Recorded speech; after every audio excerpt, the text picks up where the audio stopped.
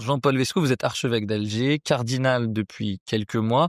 Comment est-ce que vous vous sentez à l'approche de votre premier conclave? Mais écoutez, je me sens, très, très serein. Je sais pas pourquoi. D'une certaine manière, il y a des étapes à franchir. La première, c'est effectivement le jour où on est nommé cardinal. Ça, c'est un espèce de choc énorme, sidérant. La deuxième, c'est bon, évidemment, on est créé, ça devient réel parce que pendant un certain temps, entre l'annonce et la création, il s'est passé pour moi 2 mois. C'est après, il y a l'annonce de la mort du pape et l'arrivée à Rome. Et là, on découvre un peu les congrégations. On ne sait pas ce que c'est. On a entendu que du temps des dernières, Bergoglio, le cardinal Bergoglio s'était distingué par sa parole dans les congrégations. Donc on s'est dit, il se passe des choses. Effectivement, il se passe des choses. Et puis, il y a cette peur d'entrer en conclave, de se dire tout le poids de ce rite. Et en fait, je suis extrêmement serein. L'étape pour laquelle je suis pas encore prêt, c'est le moment où on va avoir élu l'un d'entre nous. On est tous des hommes et tout d'un coup, il y en a un, il va paraître en blanc et cet homme, ne s'appartiendra plus, sa vie va complètement changer. Le Seigneur a choisi un homme pour son église, quoi. Alors ça, c'est vertigineux. Ça, c'est vertigineux pour moi. Le temps du dialogue est terminé. Est-ce que quand on se prépare à rentrer dans le conclave, on rentre avec des certitudes sur ce qu'on attend du prochain pape? Pendant le temps du dialogue, il n'y a jamais eu de nom donné. Donc ça, c'est très important parce qu'on aurait pu imaginer, puis peut-être que ça me manque d'ailleurs, mais on donne des profils de personnes, des qualités, on donne des rêves d'église, et puis tout d'un coup, de temps en temps, une personne porte une parole et l'incarne. Donc c'est arrivé quelquefois. Des surprises? Oui, des bonnes surprises. Ce sont pas des surprises, mais tout d'un coup, on se dit, on est rattrapé, on est touché. Ah cette parole, elle est forte.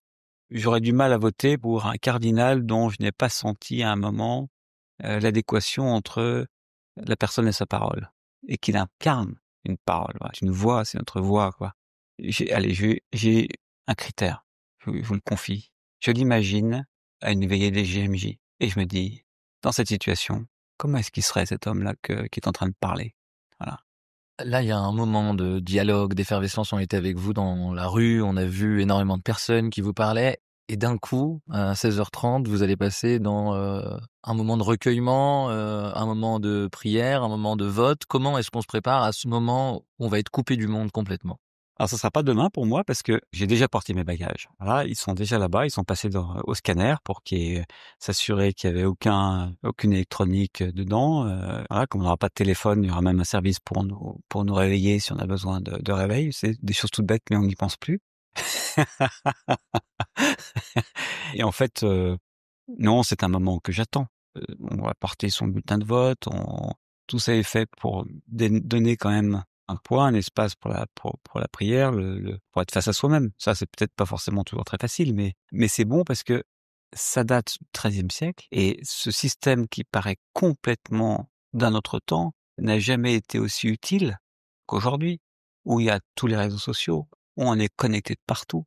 Et donc tout d'un coup, être mis à l'écart, c'est extraordinaire, quoi. Voilà, c'est extraordinaire. Est-ce que dans ces congrégations générales, vous avez vu ressortir, un des grands héritages de François, à savoir l'Église périphérique, cette volonté, d'aller porter, la parole, ailleurs dans de nouveaux endroits? Cette volonté, elle est vraiment là dans la composition, dans la sociologie du collège lui-même. Sur 130, on est de 70 pays. Sont surreprésentés les églises et les pays de grande minorité. Voilà. Et donc ça déjà, ça se sent. Il y a quand même une ouverture à l'universalité qui est énorme, puis qui va devoir continuer. Alors vous avez un parcours un petit peu particulier, vous êtes, né français, vous avez été naturalisé, algérien. Comment est-ce que vous voyez, le fait que le continent africain dans, son ensemble est particulièrement dynamique? Là, on a une présence, de 17 cardinaux qui viennent du continent.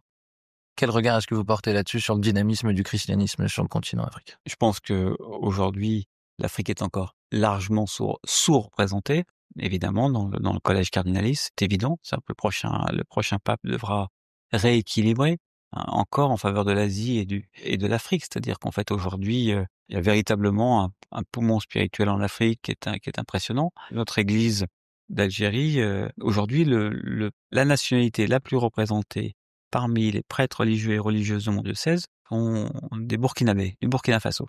Et donc, par exemple, j'ai organisé un voyage, un pèlerinage au Burkina pour que justement, les membres de notre église regardent vers le sud, regardent vers cette église, ces églises et c'est impressionnant, enfin, c'est impressionnant de voir, la moindre petite messe du matin, dans la moindre petite, c'est des centaines et des centaines de personnes qui sont là à 5 heures du matin, enfin qui sont c'est profondément touchant. Le fait est qu'aujourd'hui, sociologiquement, l'Église catholique, elle est beaucoup plus, africaine et asiatique, qu'occidentale. Alors je sais pas si ce sera cette fois-ci le temps, d'un pape africain, ou asiatique, mais je l'espère, je l'espère.